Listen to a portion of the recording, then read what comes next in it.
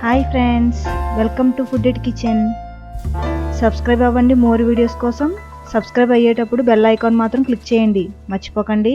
Welcome back to new recipe. మరి ఈరోజు వీడియోలో రవ్వతో కేక్ చేయబోతున్నానండి. అది కూడా డైరెక్ట్గా కడాయిలో చేసి చూపిస్తాను. మనకి ఎప్పుడన్నా సరదాగా అలా కేక్ తినాలనిపించినా, లేదంటే స్కూల్ నుంచి వచ్చిన పిల్లలకి స్నాక్ లాగా చేసి పెట్టడానికి చాలా ఈజీగా ఉంటుందండి. మరి ఎలా ప్రిపేర్ చేయాలో చూసేద్దాం.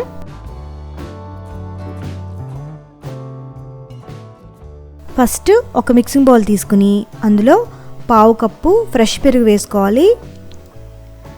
ఆ తర్వాత 5 టేబుల్ స్పూన్ల సన్ఫ్లవర్ ఆయిల్ కానీ లేదంటే బటర్ని కానీ వేసుకోవాలి. 1 కప్పు షుగర్ యాడ్ చేయండి. ఇప్పుడు వీటిని బాగా బీట్ చేయాలండి. ఒక 5 నిమిషాల పాటు హ్యాండ్ బీటర్తో ఇలా బీట్ చేసేయండి. ఇలా మనకి చక్కగా లిక్విడ్ లాగా అయిపోయింది కదండి. ఇప్పుడు ఇందులో 1 కప్పు ఉప్మా రవ్వ,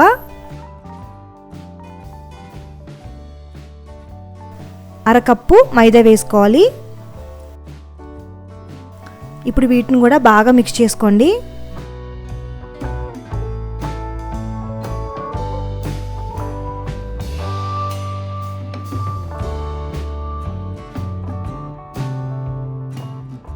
ఆ తర్వాత 1 కప్పు పాలను తీసుకుని అందులో 1/2 కప్పు పాలని యాడ్ చేస్తూ కొంచెం కొంచెం బాగా మిక్స్ చేసుకోవాలండి. ఇలా బాగా మిక్స్ చేసుకున్నాక దీనిపైన మూత పెట్టేసి 30 నిమిషాల పాటు రెస్ట్లో ఉంచండి. ఈ లోపుగా కడాయిని తీసుకుని కడాయికి గీని కానీ ఆయిల్ కానీ అప్లై చేసుకోవాలండి. మొత్తం కడాయి అంతా అప్లై చేయండి. ఇలా మొత్తం అంతా అప్లై చేసేసిన తర్వాత దీంట్లో బటర్ పేపర్ పెట్టేయండి. ఆ తర్వాత మళ్ళీ బటర్ పేపర్ పైన ఇంకాస్త నెయ్యిని అప్లై చేయండి. ఓకే, ఇప్పుడు 30 మినిట్స్ తర్వాత ఒకసారి బాగా మిక్స్ చేసుకుని అవసరమైతే మనం ఆల్రెడీ పాలు ఉన్నాయి కదండి, మరి కాస్త పాలను యాడ్ చేసి సెమీ థిక్ కన్సిస్టెన్సీ వచ్చేంత వరకు కలుపుకోవాలి. చూసారా, ఇలా వీడియోలో చూపించిన విధంగా ఉండాలి కన్సిస్టెన్సీ. మరీ పలుచగా ఉండకూడదు, అలా అని మరీ థిక్గా ఉండకూడదు. ఇప్పుడు ఇందులో baking powder 1 teaspoon, baking soda 1/2 teaspoon వేసుకోవాలి. అలాగే కొంచెం వెనిలా ఎసెన్స్ని యాడ్ చేయండి. ఒకవేళ వెనిలా ఎసెన్స్ లేకపోతే కనుక 1/4 టీ స్పూన్ యాలకుల పొడిని వేయచ్చు. ఇంకా మనం ఆల్రెడీ గ్రీస్ చేసి పెట్టుకున్నాం కదండి కడాయి, ఆ కడాయిలో ఈ పిండంతా వేసేసుకోవాలి.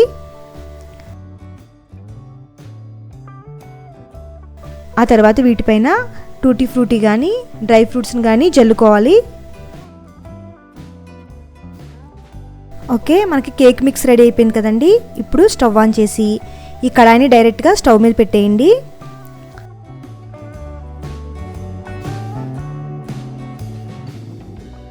ఇలా లో ఫ్లేమ్లోనే ఉంచి కేక్ని బేక్ చేసుకోవాలి. 40 నుంచి 50 నిమిషాలు పడుతుందండి కంప్లీట్గా కేక్ కుక్ అవ్వడానికి. కడాయికి మూత టైట్గా ఉండే మూతను పెట్టేయండి. అలాగే దీనికి హోల్ ఉంటుంది కదా, ఈ హోల్ని చిన్న క్లాత్తో కానీ పేపర్ ముక్కతో కానీ క్లోజ్ చేసేయండి, ఆవిరి అనేది బయటికి పోకుండా.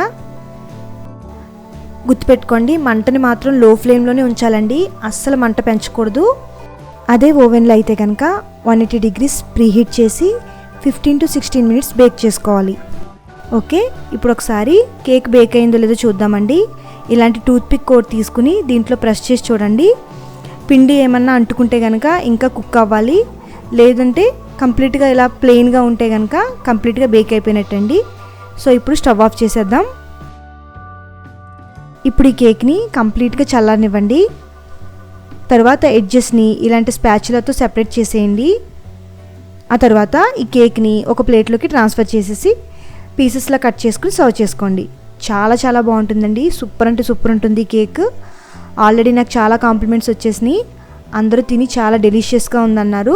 మరి మీరు కూడా ఒకసారి ఇలా ట్రై చేసి మీకు ఎలా వచ్చిందో నాకు కమెంట్ చేయండి. మరి మీకు ఈ వీడియో నచ్చినట్లయితే లైక్ చేసి షేర్ చేయండి. Bye friends.